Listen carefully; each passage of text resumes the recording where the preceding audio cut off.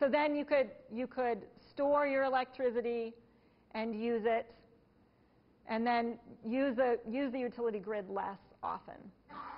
So those are a variety of ways that people hook up their renewable energy systems to their homes.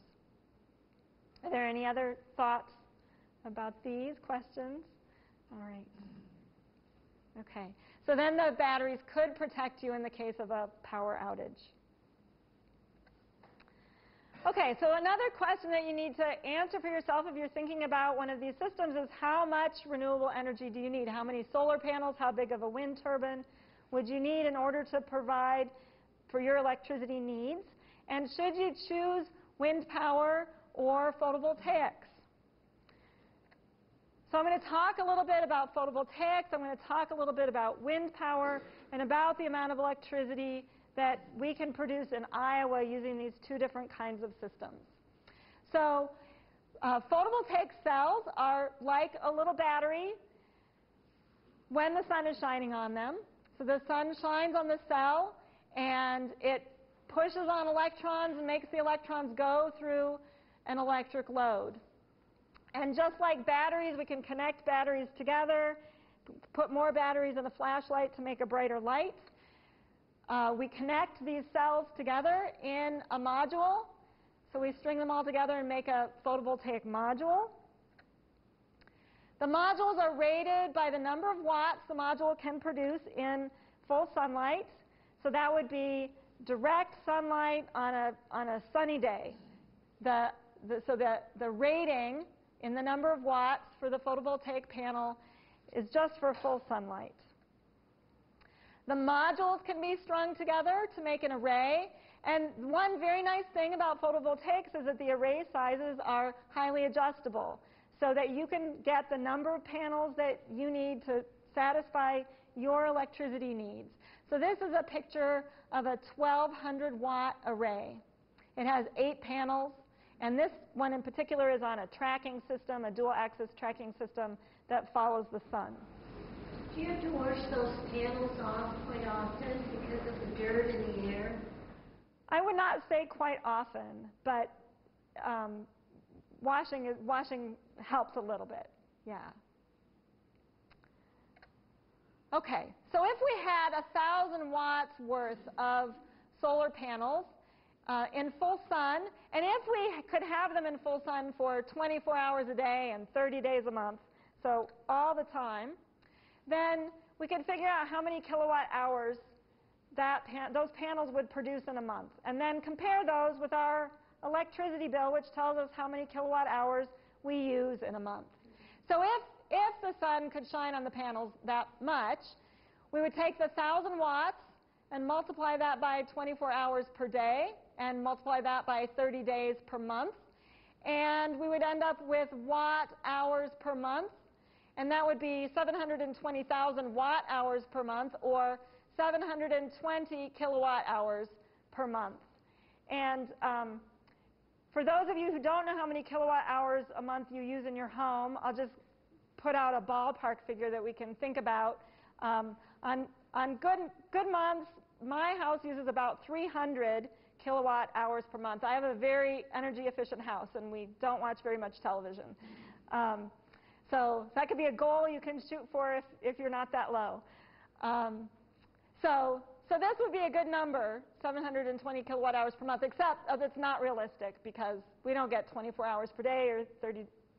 We don't get 24 hours per day of sunlight. The sun doesn't shine that much. So what can we get from 1,000 watts worth of solar panels in Iowa throughout the year? So this data is gathered from the website here of the Iowa Energy Center. They have a solar energy calculator, and you can look for your location in the state.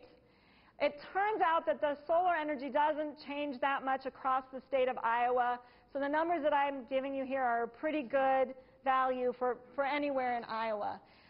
So what we see, here's a graph of the number of kilowatt hours you could produce in a month versus the month. And in January, we come up with about 100. Actually, before I go on, I have some handouts. And it has this graph on it, so you don't have to draw this graph. You want to hand those out? I don't have all of my slides in it, but I have some graphs.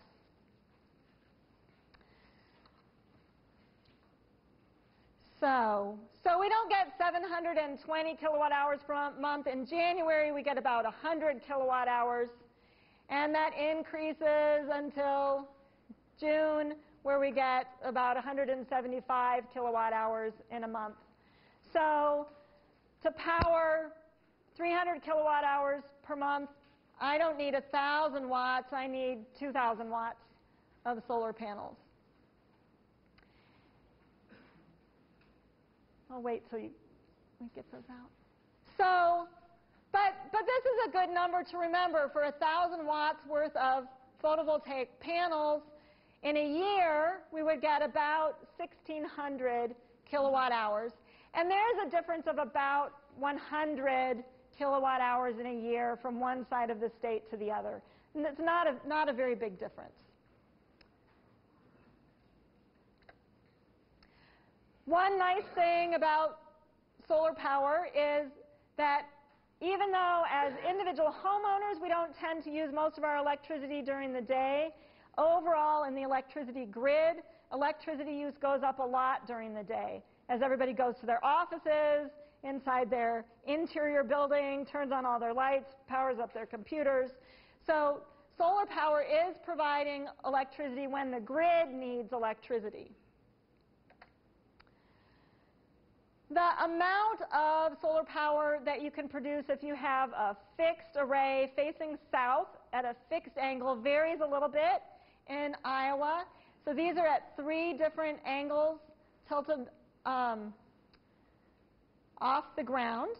And it depends what month you're in as to which one produces better, which angle produces better, because the height of the sun changes throughout the year.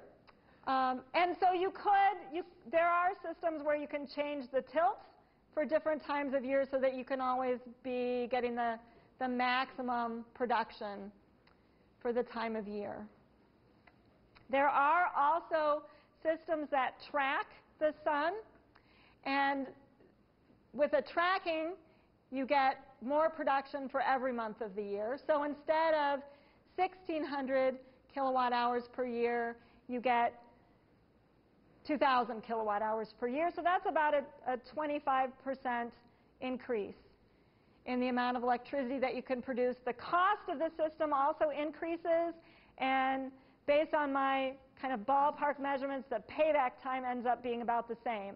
So you produce 25% more, the cost could be about 25% more, so the amount of the actual cost of the electricity is about the same, but you're getting more production out of your photovoltaic panels.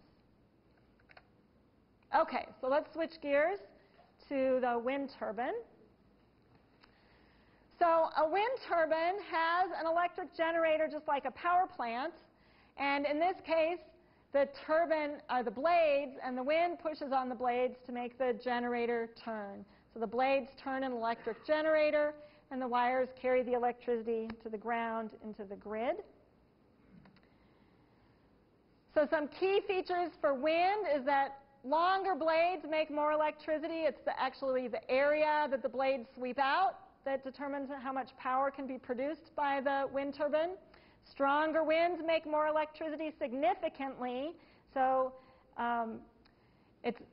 the power is not linearly dependent on the wind speed. It depends on the wind speed cubed, which makes the power increase very quickly as the speed increases. And the winds are stronger higher off the ground. So you want to have a tall tower for your wind turbine. You don't want to put a wind turbine at 30 feet off the ground. 100 feet is a good height for a small wind turbine. The Iowa Energy Center also has a wind energy assessment website, and this is data from the Iowa Energy Center. So I call, both for the solar and for the wind, I call these predictions. they're based on models, and they don't necessarily match real-world conditions. So, but they give us a very good idea of the trends in the state and maybe the maximum amount of electricity that you would be able to produce with a system.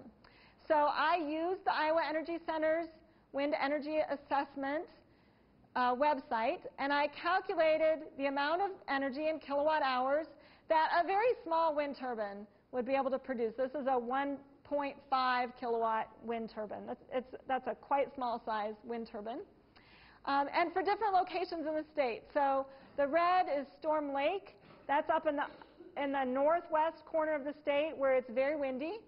The blue is Mason City, so that's west of here and north. Is it north of here too? Okay. Solon is down by me near Cedar Rapids and Iowa City.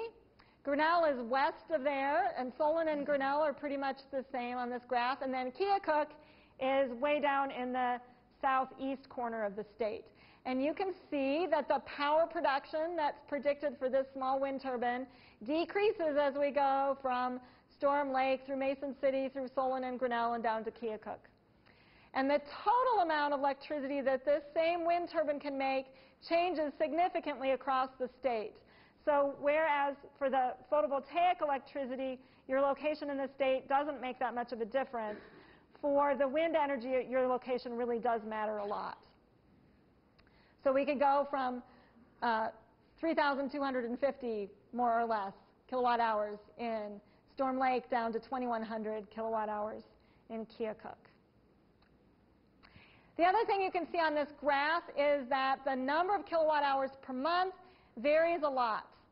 And the wind speeds are the highest in the winter and the spring, and fall off greatly in July and August.